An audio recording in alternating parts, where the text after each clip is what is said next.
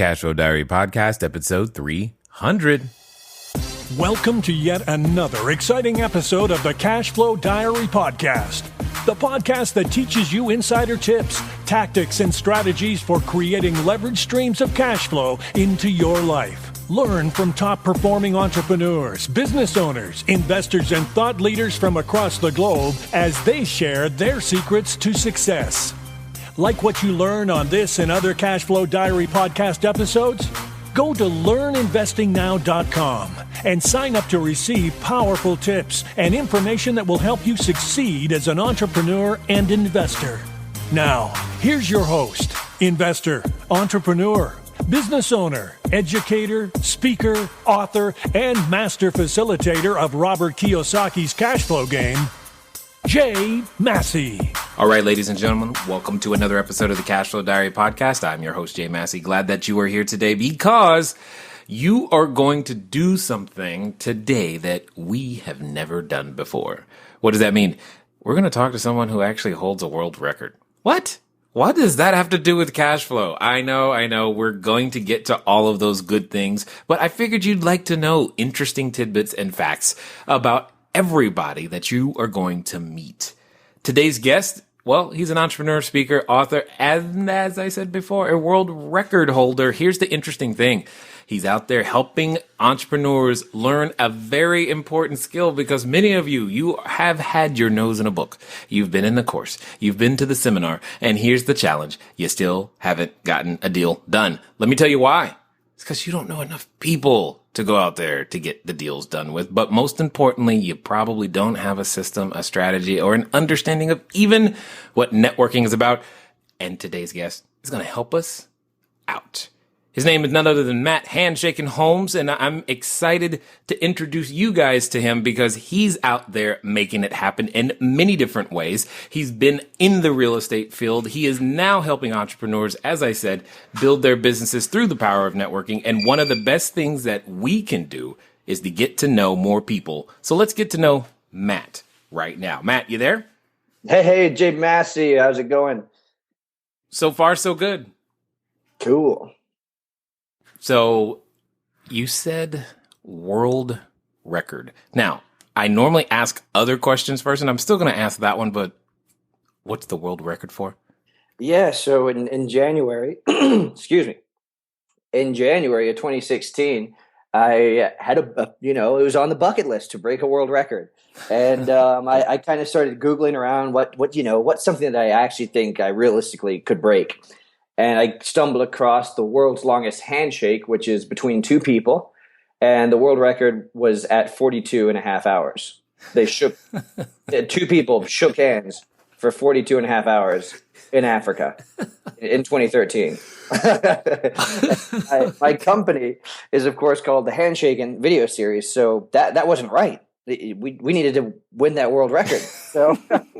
So I found someone who would do it with me. I found a venue, and then 2 days before, we had everything planned, all the volunteers lined up. The venue, 2 days before, my partner fell through, so we had to push back. I said, I'm doing this in January, whether we fail or not. And someone else stepped up to the plate. And then the day before, the venue fell through. So I went into a bar to order a beer and try to figure this out. And I asked the bar, do you know anywhere I could shake someone's hand for like 48 hours?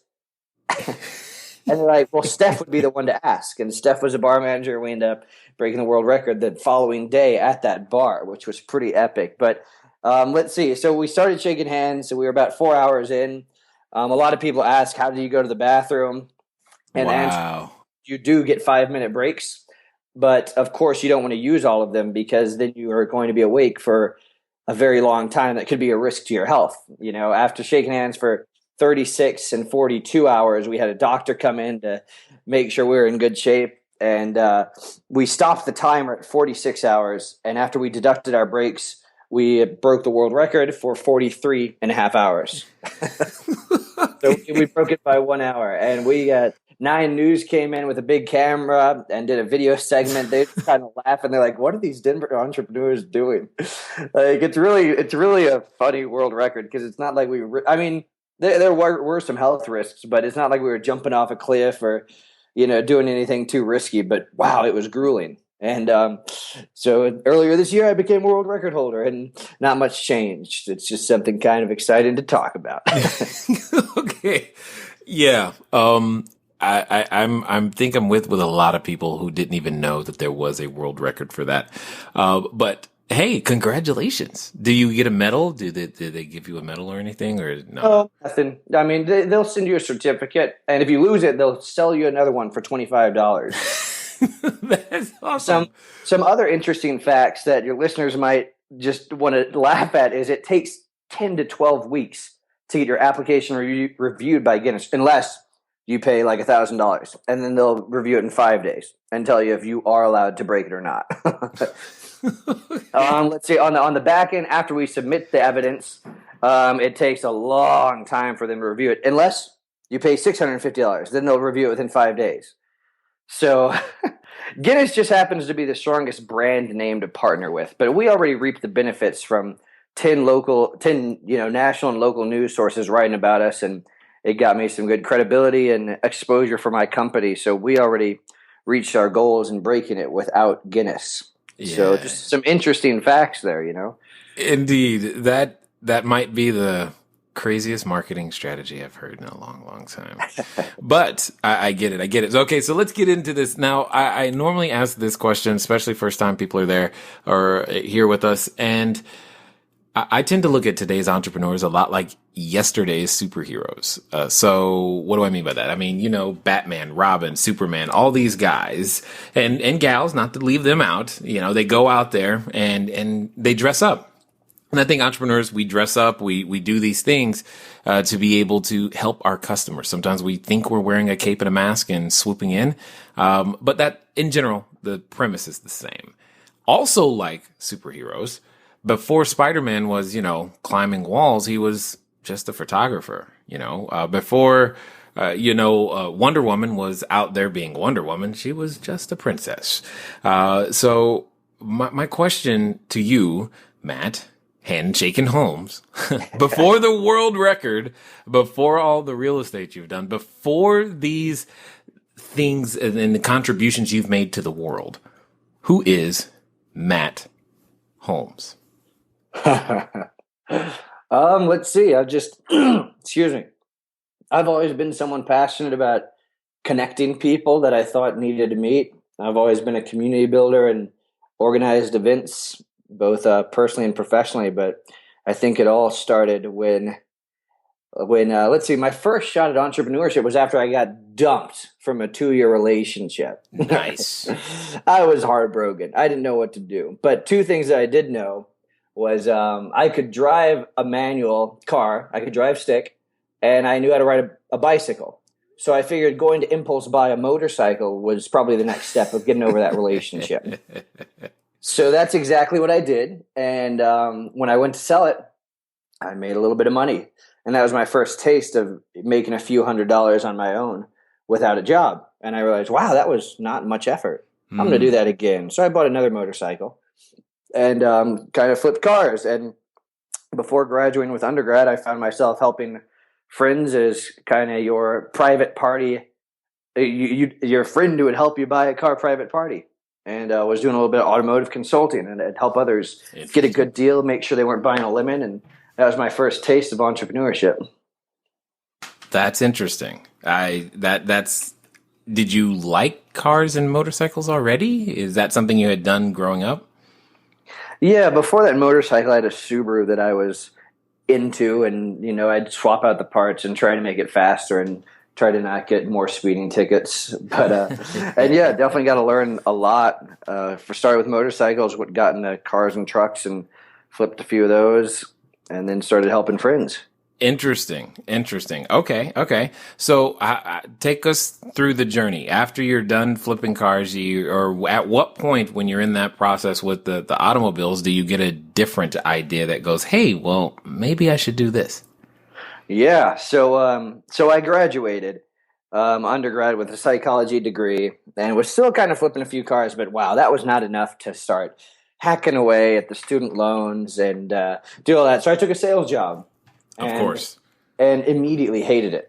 So of course. I knew I liked entrepreneurship. I applied to get my master's in business from University of Denver, the same school. and got accepted. And while I was in the MBA school, I realized, okay, Matt, it's time to launch a big boy business this time where you're actually going to have a chance at paying your bills. Right. I like how you call it a big boy business, by the way. Yeah. Not a hobby that makes a few bucks, one that's going to pay the bills and now the student loans for your master's degree, which is $100,000. Whoa. Yeah. So I realized I was buying low and selling high in the auto industry. And I had kind of just gotten into real estate. I bought my first house and I realized, wow, this is an appreciating asset, which is contrary to the automotive space. I can also rent it out without worrying about as much liability as renting out one of your cars to your friends. I don't think that's a thing. But wow, I could have made some money with all the trucks I flipped if it was. So, but anyway, I got out of the auto industry and into the real estate industry where I kind of had the mindset: buy low, sell high. The asset's going to appreciate, and I'm going to make some money renting it in the meantime. And my first company, Holmes Real Estate Group, did just that. We took out-of-state investors and invested in South Denver properties, single-family homes. Nice. And Denver is one of the most popular spots for millennials to move to. So we rented to young professionals that were moving here and wanted to live with other roommates. So it was a big win. I couldn't really pay myself, so I maxed out another $85,000 of credit card debt. Oh, okay. On top of the student loan. So I was balancing quite a bit of debt. But I had the confidence to do that because my properties were appreciating $4,000 to $8,000 per month. Oh, wow. So what if you eat food on a credit card for 1 month when just one of your properties could cover the same salary that one of my friends just went and got a job with, Like I definitely have some assets here that are appreciating and were a great investment decision. I have investors, I have mortgages, I have bills, I have maintenance, I got a lot of stuff, but at the end of the day, we're appreciating very quickly. Understood. Probably the fastest in the nation at that point. So that was really lucky. I had no idea what I was doing. I put together like a spreadsheet and convinced a family friend to, invest, and she got in. I started paying her a return. Real estate was just going well. For a young guy just graduating with his master's, I did not know how to pitch investors, but definitely had a win. Like that was a win. Well, I never changed. Sorry, go ahead. No. I was just you hit something right there that I think a lot of people needed to hear again, specifically the part about not quote unquote knowing how to pitch investors, but you didn't let that stop you from pitching them.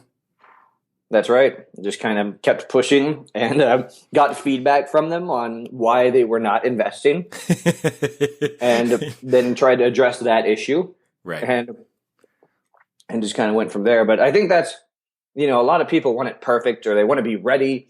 And entrepreneurship is all about, just making the best decision and executing right now with the information you have at hand. If you wait until you're ready, if you wait until it's perfect, you're going to be waiting for a very long time, and you're probably not going to take the first step, because the very first step of entrepreneurship is making a commitment to start moving forward before it's perfect, before you're ready, and getting used to that feeling.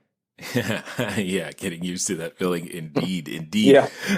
So in the process of going through the real estate, I'm assuming you had to, shake a lot of hands. Would that be an accurate statement? I think that company would have been way more successful if I did. What I was doing is when I'd finish, working on a property or, getting a tenant signed up, I would go to happy hour and bring two friends with me that I thought should meet. They were entrepreneurs, looking to quit their full-time job, or they were, just buying their first house, and I knew someone else who was under contract, and I knew that introducing them would probably help them. So I was kind of, I guess you could say, handshaking on the side. But one thing I was not doing was networking with the big real estate investors in the Denver community. Mm-hmm. I wasn't meeting the best to learn how to improve my real estate business. I see. And that's probably one of the contributing factors of why I eventually got sick of real estate about a year and a half ago, or maybe even 2 now. And I sold off most of my real estate assets and bought myself a financial runway and said, I'm not passionate about real estate, but I love entrepreneurship. I don't have a plan again. And I'm going to just start interviewing people who I am attracted to. So started the video series and interviewed billionaires, members of Congress, venture capitalists, entrepreneurs who had done it. not built a small real estate company like mine that covered their bills, but entrepreneurs that have built a business that could pay people's salaries, and not just 15 people's salaries. Like, I interviewed Andre Duran, the founder of a big Denver startup called Ping Identity with 360 employees. And I could not believe that his idea that was once on a napkin is now paying the salary of his employees, and he probably doesn't even know some of their names. Like, that's inspiring. There's bigger goals out there than just building a freelancing company or a consulting company where you only pay your own bills. Like, I want your listeners and you to change the world in a way bigger than that. Take action to really hit a huge goal and get a lot of other people involved. And that's how you're going to grow a big business and really make an impact for the world. But I digress. That's kind of my transition out of real estate and into the video series was, the real estate was a numbers driven business. And eventually I got sick of it and I was doing other things outside of it. Right. Now I'm doing a business where 24/7 I'm already doing what I love. I'm introducing people. I'm seeing cool things happen. I'm helping startups raise funding. I'm helping new entrepreneurs establish credibility on the internet, and we're helping people network better. And we're also doing the networking for them. Got it. Now, would you say though that what you're doing today probably wouldn't be what it is without the prior experiences that you've already had? Big time. I would not have the privilege. I mean, I ran the video series I flew around the nation for 8 months interviewing people that like top entrepreneurs online, members of Congress, and these people that I just admired. And I found out that asking to interview someone about their success, it makes it 10 times more likely that they're going to meet with you rather than asking for a coffee meeting. I'm sure you can vouch for that too, Mr. J. Massey. But, being a blogger, a podcast host, or a video series host is definitely a shortcut to networking with today's top entrepreneurs, top, you name it. Whoever you're trying to get in contact with, it's going to accelerate the process. So that was pretty cool. And then I learned from them and realized, wow, they're doing way crazier things than maxing out $85,000 in credit card debt. These guys are like risking marriages. They're like, throwing away their kids' college savings funds. They have $2,000 in the bank account when they have payroll coming up for 50 people. They're putting everything on the line to launch, to take their business to the next level. And it really inspired me to, keep traveling down this rabbit hole. And eventually, once I realized, wow, I'm really good at networking and getting in front of people. And this has a serious value to startups that are trying to get meetings with investors and don't have any success with that. If I can help your startup raise $800,000 and take a small cut, you're not going to care if I take 5 or 10%, because without me, it wouldn't have happened. Or without my coaching, it would have taken a much longer. So I'm in a much better seat with helping technology companies and entrepreneurs network rather than getting tenants to sign 12-month leases. No doubt. But you mentioned something that I think is really germane and that hopefully everyone else grabs onto, is that you realize through this evolutionary process, it seems as though you realized, hey, I do have a unique gift and ability, something that I can provide that is of value. And then you just had to learn to package it in a completely different way. Interestingly enough, sometimes you may have the genesis of a great idea, but also need to let it go through a number of changes, a number of iterations, a number of different refinements in order to get it to become the thing that, well, actually makes money. There's nothing wrong with that process, guys. That's what's really cool. You get to pivot, you get to change, you get to apply your creativity and be inside the feedback loop. It doesn't mean you failed. It just means you're being refined. And those are some great things. You probably noticed this is episode 300. What does that mean? We've been refined many times over. Many have failed. Many have succeeded. But you are still here, and that's awesome. Speaking of failures and successes, and most importantly, being able to understand the concept of networking and meeting the right people and understanding value that you can bring to the table, why don't you pick up a free copy of my book, Cashflow Diary, 10 Steps to Creating Wealth in Any Economy. I'll give you the electronic version for free right now. All you got to do is go to cashflowdiary.com/free book. Again, that's cashflowdiary.com/free book. Type in your email and your name, and we will send that straight over to you. And for those of you who like the audio stuff, well, you can get a copy of the audiobook at half price, go to the same thing. CashFlowDiary.com/free book. Now, let's just get back to Matt, shall we? Big time. Yeah, I did not set out. I mean, I don't know if you should try it at home. Like, you definitely want to have a plan when you launch a business. And I wish I would have planned more with this one. But at the same time, if I would have had a plan, I might have, grown bored with it. It might have changed. It might not have been right. There might not have been a market to help. The approach that I originally would have taken was bound to have changed. So, but I just kept, persistently doing what I liked and trying to make cool things happen. I helped other people. The number one lesson I learned from interviewing all my guests was that a pay it forward culture and mindset is really the key. Like, if you want to become a billionaire and you chase the money, no one's ever going to give someone the money who's chasing the money. But if you're all about helping other people and you're a person of value, then people are going to trust you. And that's kind of just the same mentality I had while going about figuring out what this business was. I just helped people. Startups raised millions of dollars because of my connections, and I did not take a cut. But it's okay. Like, I'm all about the people I know in my community succeeding in a big way. And I believe that the money will come in much, much bigger ways than if I focus on, what I'm charging for. Because, if I would have set out and done that, it's just that would have been the focus. And that's not the right focus for entrepreneurs. It's providing value for your target market. And then figuring out the pricing later, whether you're making any money or not up front, unfortunately, feels like a big deal, but it really doesn't matter. You figure out the pricing later. Right. Now, my question though is in this process of discovery, we'll call it. You went through many different iterations before discovering what your unique ability was. How would you suggest someone do that today? Take a look at what you're already doing.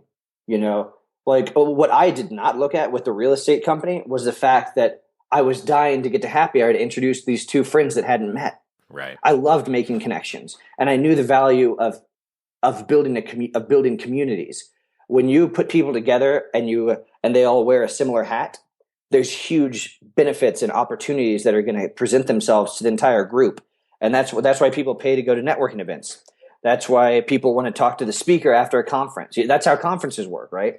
Like, they get a ton of like-minded people together, and there's a huge exchange and dissemination of information, and people go home, and that changes their lives. Yep. And I did not look at the fact that I was doing that on the side of real estate because I was too busy looking at the numbers in the real estate, saying, "Oh, we just closed a $25,000 deal with this person who signed a 12-month lease." I was too focused on, I guess, the numbers, really. But no. I don't know. I mean, the numbers are very important to focus on, but your passion's more important. Well, and I guess where I'm going with all of that is to say that in the process of doing anything, you're going to find certain things. It's not all bad, I guess, is really what I'm saying. If you've had a business before that did not work out, it's not all bad. There was something in it that was good. And for you, it was a different intangible than most. And you were able to find that and zero in on it. So with that, when that's the case, the question becomes is, did anyone else identify outside of you say, "Hey, Matt, you might want to consider helping people learn how to network and connecting people as a business"? Did anyone bring that to you, or did that just kind of, you wake up one day, lightning, I got it, here's the solution?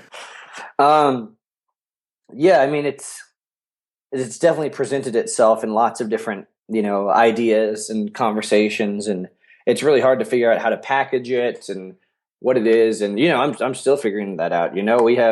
I have this startup Denver meetup group where we have 4 startups pitch each month.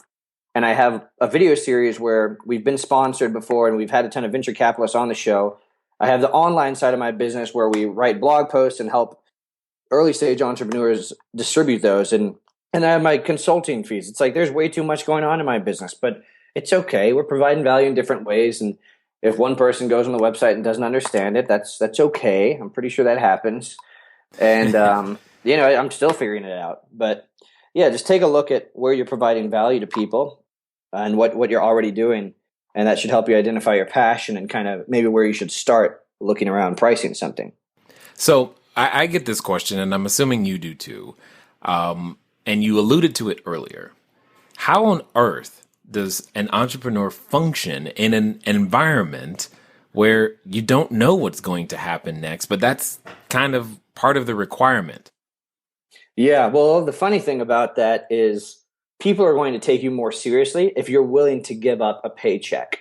If you quit your full-time job and now you tell people, I quit my job because I'm so serious about this startup idea or this business idea, you're immediately more serious about your idea than someone who didn't quit their full-time job, because you're chasing your passion before being willing to before taking a paycheck. Right. Like that increases your seriousness and in turn your credibility as well.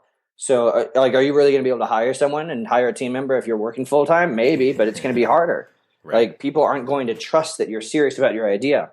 And that's kind of a lot of what we help our clients with. You need to be putting your ideas out there and your opinions and pushing a lot of content to develop online credibility. Because when someone Googles you, if you're not there, you're not adding to your credibility. And the reason they're Googling you is they're looking for more credibility. So yeah, I mean, that's the funny thing is you have to risk everything to show how serious and credible you are about your idea. And I think that's my only comment on that. It's like, it's part of the process, unfortunately. So there's no such thing as dipping your toe in the water. I mean, I think most people dip their toe in first.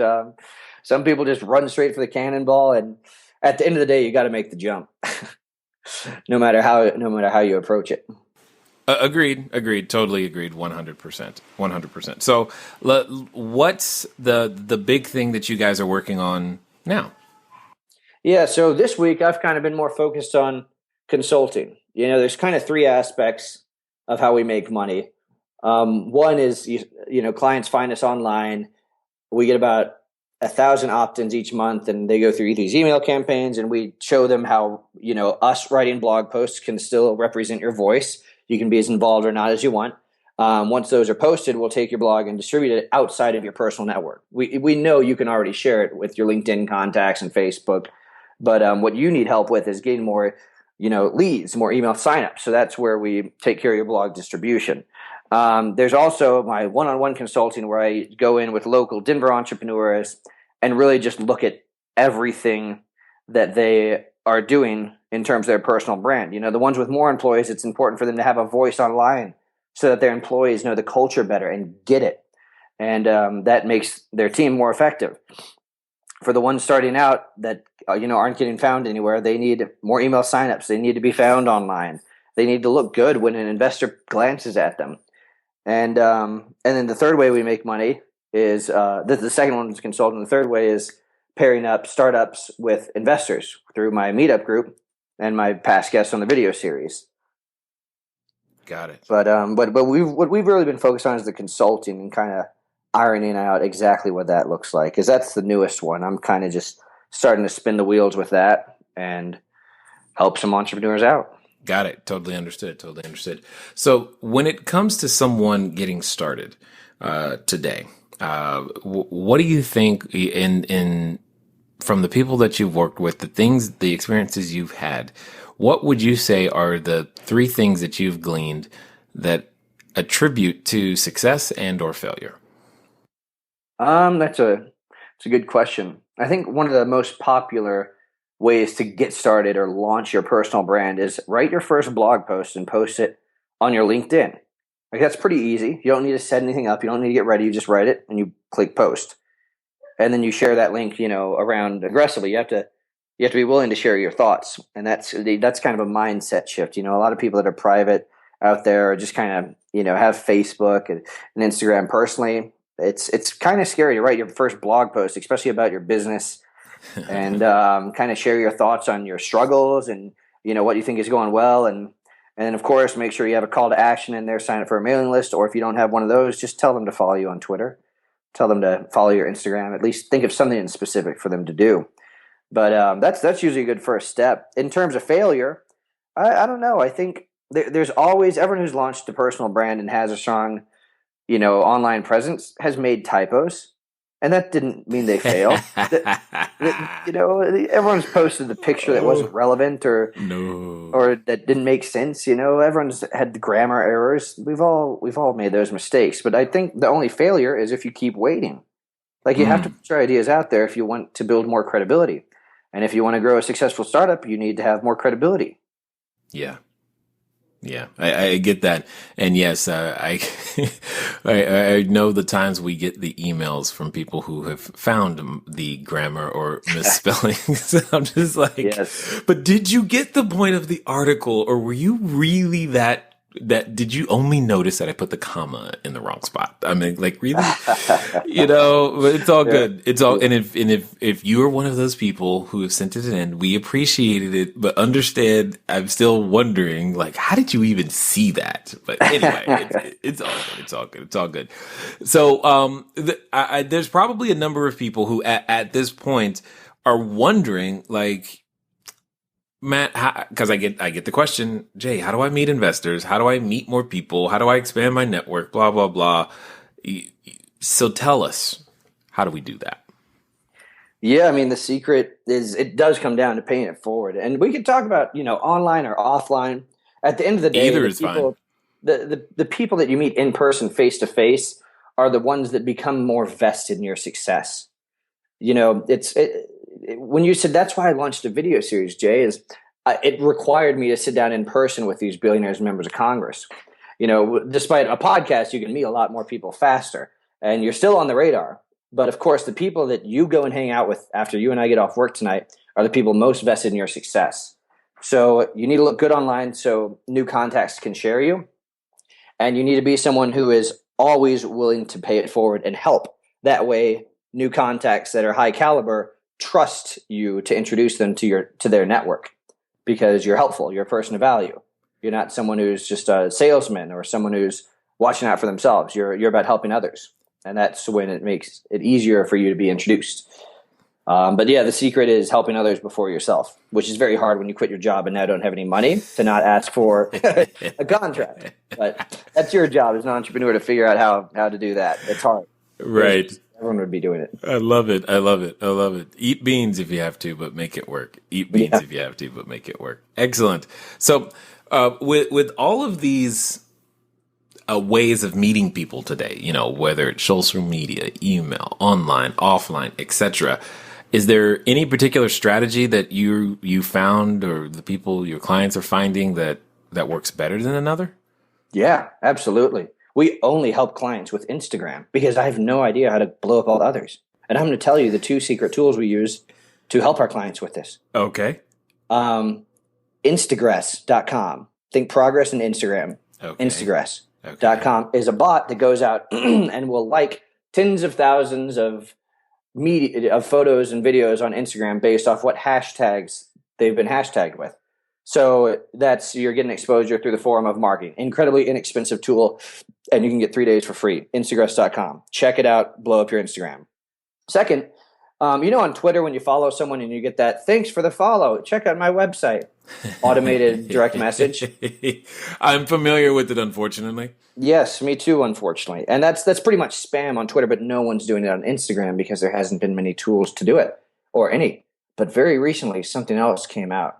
So now for our clients, we get them a ton of exposure. They're getting up to several thousands of followers within just a few months that are real accounts, real people that followed them back because they liked their photo or they followed that person's account. Okay. So of the ones that follow you back, we use a service called holler.co, HOLR.co. And that also has like a free month trial, and that sends automated direct messages on Instagram. Now, don't get spammy. They're going to ask you to write a sentence. Don't say, thanks for the follow. Check out my website. I think you should say something, a little bit more attention grabbing than that.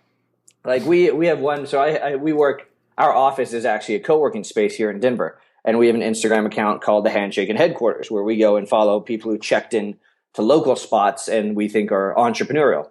And if they follow us back, the first message they get is, OMG, you'd be a great fit for our co-working space. Are you in Denver? ? So it's very easy for them to engage. They say yes or no to our very pointed question.